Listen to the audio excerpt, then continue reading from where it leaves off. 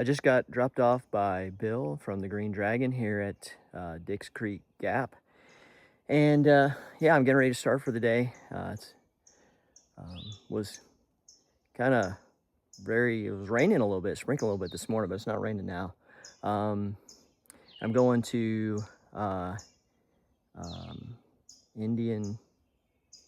Standing Indian shelter, 16.7 miles. So you can hear the birds and everything. So I'll just get going and hopefully it'll be a good day.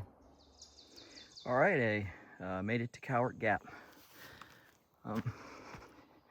Going up here, there's not really any views or anything along this section, so might not be many videos today, but it's a nice morning, just talking to God and listening to the birds, and I haven't identified any new plants yet, but maybe I'll come across one. It's thought of the day time as I'm walking here. But before I get to the thought of the day, I need to tell a little bit of a backstory.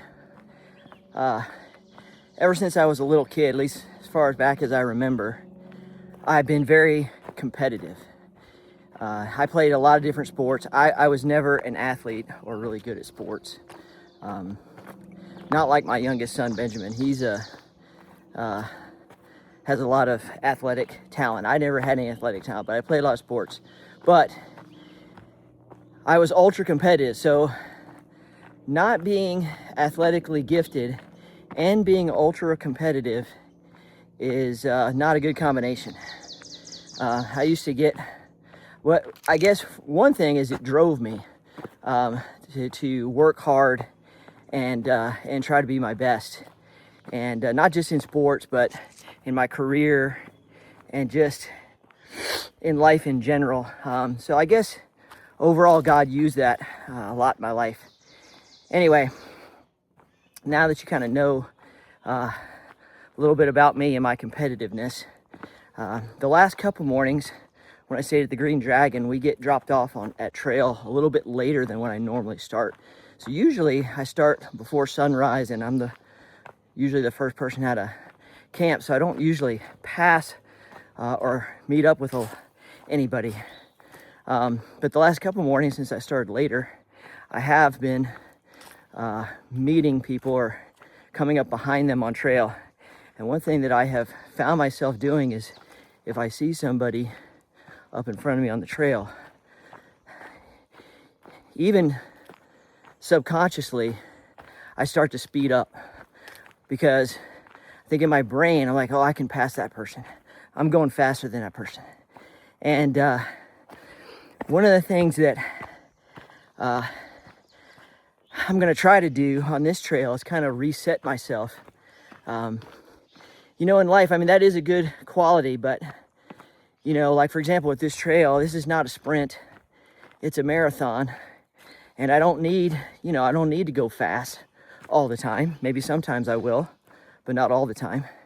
And so I'm gonna try to reset myself and try to not think that way the next time I come upon somebody. Now, one good thing about doing that is I do catch them and I'm able to talk to them and things, and encourage them and stuff. So that is good. But anyway, that's my thought of the day.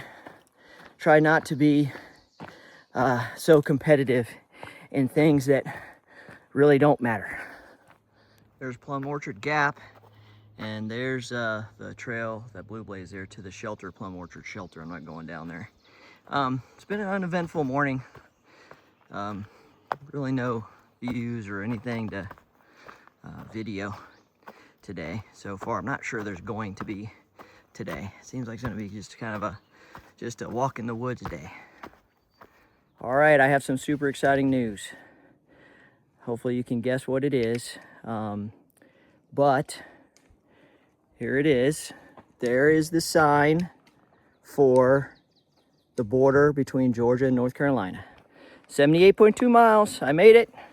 Yes, made it. Here's Here's my friend Stealth. No, I'm Stealth. Side quest. Side quest. One state down, 13 yes. to go.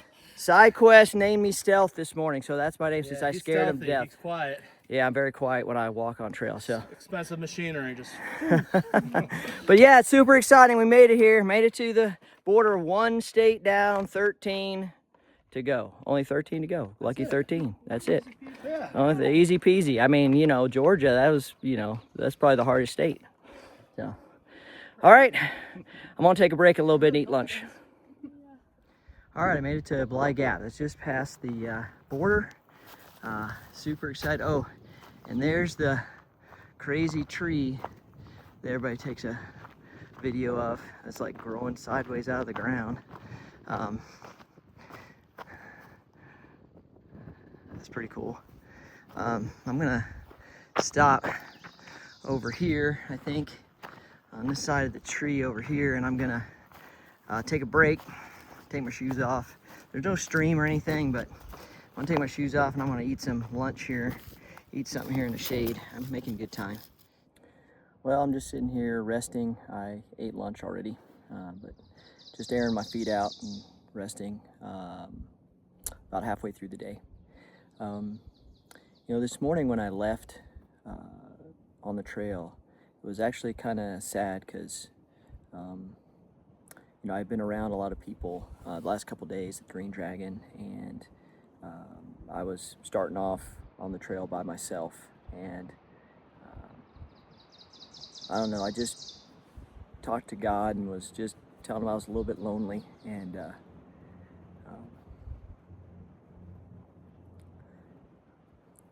God provided somebody.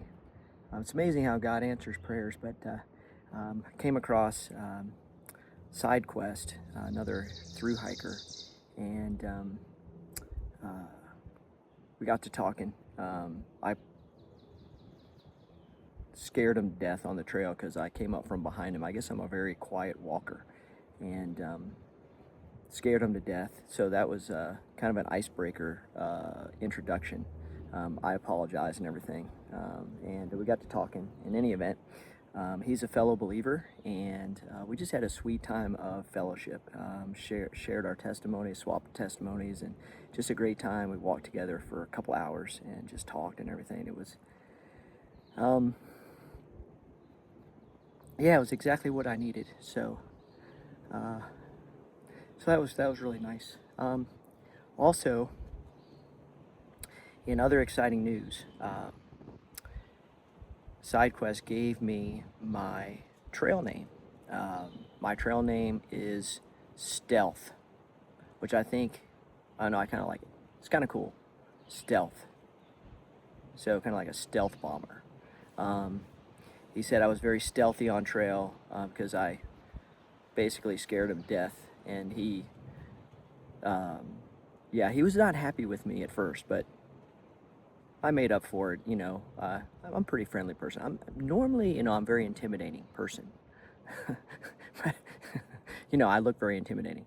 But no, he's a really cool guy. His trail name's Side Quest because he's taking a bunch of these really cool side quests off the AT and going and do stuff like see Washington D.C. and New York City and go to this concert and eat at this like the biggest buffet in the world or something in Pennsylvania. Anyway, just really cool guy, really amazing Christian, and it was just really a sweet time of getting to talk to him and fellowship together. All right, state of North Carolina just rewarded me with a very steep climb up to the summit of Sharp Top. I made it to the top. Supposedly there's a view in like 7/10 of a mile, so if it's a good one, I'll record it.